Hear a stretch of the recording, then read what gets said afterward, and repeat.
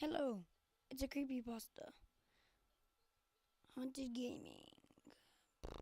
I'm tired. I'll be back. I'm gonna pause it. Alright, I'm gonna start it. There's really nothing to see, so hold on. Yeah, there is. So here you go.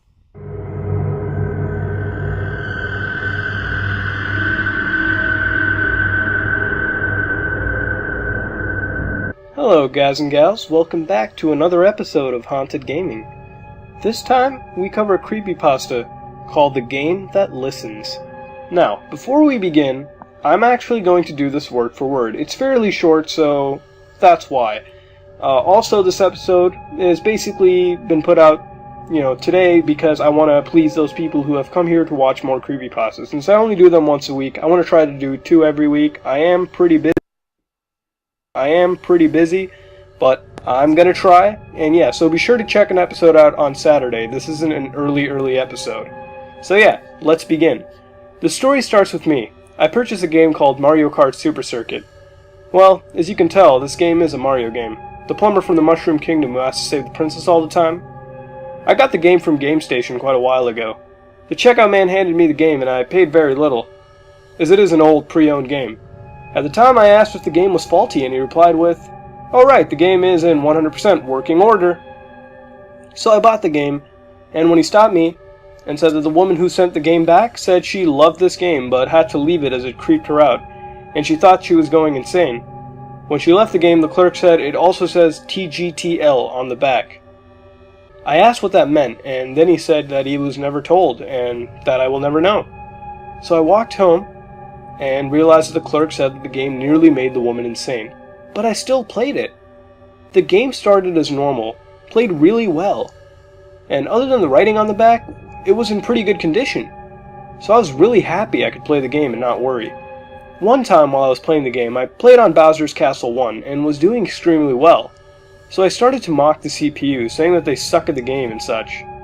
As I was just a boy, my imagination was at its wildest.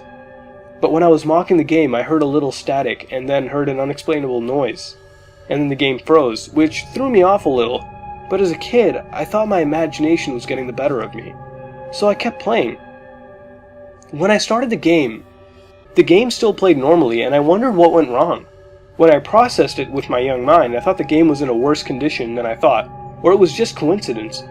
But even my assumptions were wrong. I didn't play the game until about a week later, forgetting about the coincidence. So I carried on with the game, and as I said, it played normally until I shouted at the game. Cause I lost a race and I really needed to win. And the game did the same as last time. Gone all static and then froze. But seeing this was not coincidence, I turned it off and then turned it back on straight away, and this is what I regret. Because as soon as I turned it on, the game showed a white screen. Text and a voice came out of my Game Boy. The text was black, mostly expected. The voice coming out of the speaker sounded like a calm woman. She said hi. I was extremely scared, so I didn't speak. The screen flashed red, and her calm voice was broken into a horrible, croaky voice, which sounded like she had seen a child get murdered. "Answer me," she shouted. So I said hi. Her voice then rumbled back into a calm voice, and I talked to her extremely confused. At this time I was playing the game. I was on my own. I was too scared to move from where I was. After a while we talked for a bit and she said that her name was Sandra, but called herself Tuctile when in her demonic voice. When I got comfortable, she told me something, but with extremely little information. As I got used to talking to her, she suddenly stopped talking and all I could hear was ripping and tearing, no visual content. Suddenly, the game's main screen showed Mario, Luigi, Peach, and Toad all sleeping, or dead, and the game blacked out. I was of course watching without any movement. I was frightened. It then faded back to the white screen and it said after a few minutes, "Hello." There was no answer. I decided to say hello again, and then the game made a clicking noise, and then showed Mario's head twisting. Every time I said a word, Mario's actions differed. I said Sandra, and Mario closed his eyes. I said hello again, and then Mario opened them again. I then said hello for the final time, and Mario smiled demonically. While spinning, this continued for a long time. and then he started laughing maniacally. I waited for a few more minutes, but nothing but the sound of the static getting louder was heard. I turned off the Game Boy as I sat frozen in place, thinking, staring into the blackness of the screen. I managed to turn on the Game Boy another time. It started normally. The game was back to normal. It has been fine since this moment in history. It still makes me freeze when I think about it, but luckily, it's never happened again. What happened after that day? I had a few recurring nightmares every now and then, but that only happened for a week or two, and then the nightmares left my system. I also didn't play the game after testing one track for about 3 months. My memory of what I talked about Sandra is quite weak as well. I think I got 6 questions, but only remember 3. This is because I was scared by what happened at the end of my unbearable journey. Question 1. Who are you? My name, Sandra. Question 2. Sandra, what does TGTL stand for? The game that listens. Question 3. Are you a real person, Sandra?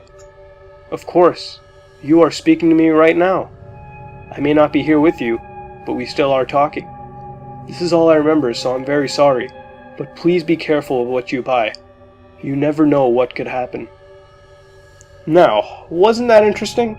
It was a little on the short side, but it was still really good. I really like this because it actually brings something new to the table. A game that listens. I mean, it'd be pretty creepy if a game ever talked to me. I also like this wasn't gory, or it just depicted video game characters getting mangled and dying for no apparent reason other than shock value. For me, it wasn't exactly this creepypasta wasn't too creepy because it happened so fast, and I think if the creepypasta was longer, and the talking between the game and the player was more fleshed out and darker, it would have been a much more creepier creepypasta. Because as of now, it just happened really fast, and it didn't make it as creepy as it really could have been. I also wondered who Sandra could have been, and I tried to look her up and see if there was a relationship between a Sandra and Mario Kart Super Circuit, but I couldn't find anything. No results at all. I think it also would have been creepier, if the player would have talked to someone else, like a deceased serial killer, to sort of add more creepiness, because, imagine if they were talking to Hidaka, right? Hell, I even liked the store clerk, since he told the player about the previous owner and how they went batshit insane. Instead of the usual give the game away for free or scream in terror, even though if I was a clerk I wouldn't mention how the game made someone go insane, after all. So, all in all, I find this to be a unique creepypasta that brings something new to the table, and despite its flaws, it's still pretty good, and I recommend you all to check it out. Links are in the description below. What would you rate this creepypasta? And what would you add to make it better, and what would you like on the next Haunted Gaming? Please let me know in the comments below.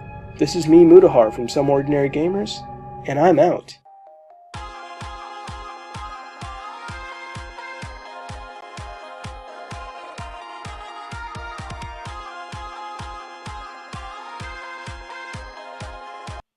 Okay, well that is it. If you guys want me to do... Hold on. If you guys want me to do some more creepypastas, just leave a comment in the down section below. Goodbye.